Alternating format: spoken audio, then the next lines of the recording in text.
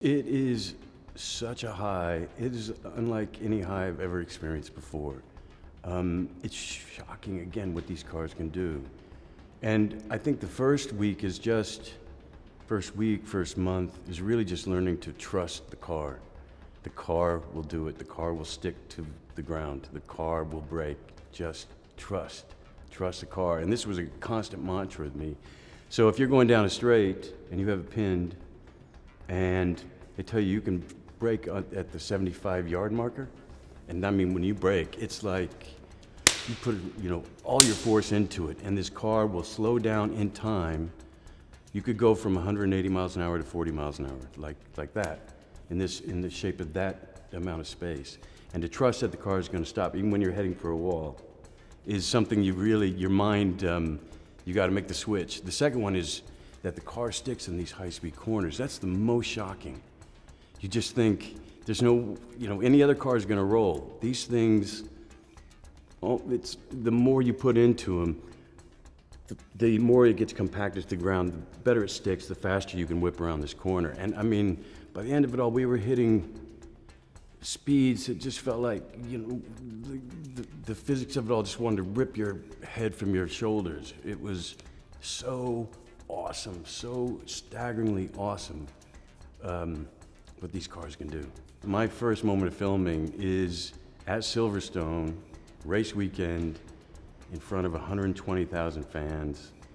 And we had to prove to F1 that we could slot ourselves into the race weekend because it is military precision, it is to the minute.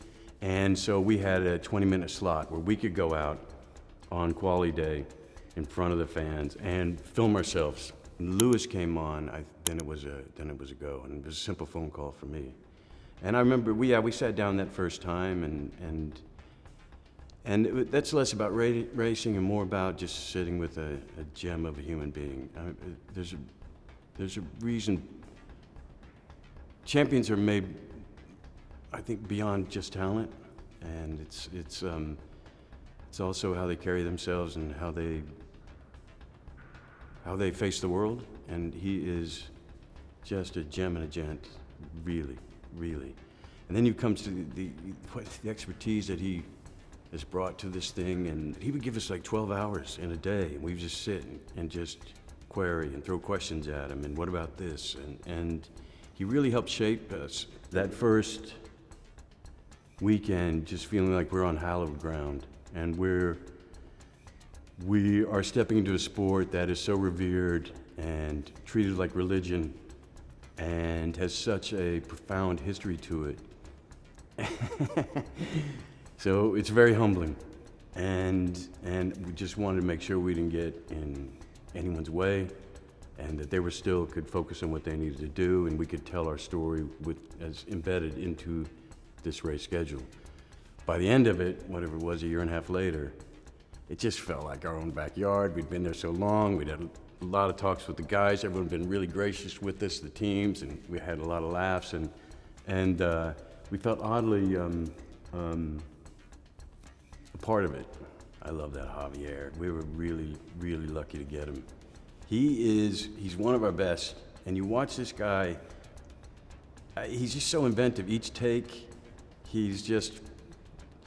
there's the movie, there's a take that ends up in the movie, and then there's a whole series of takes that we get to see. And he's one of those guys that is always like ratcheting it up, pulling it down, trying this, trying that, and it's really inventive, and it's really fun to watch.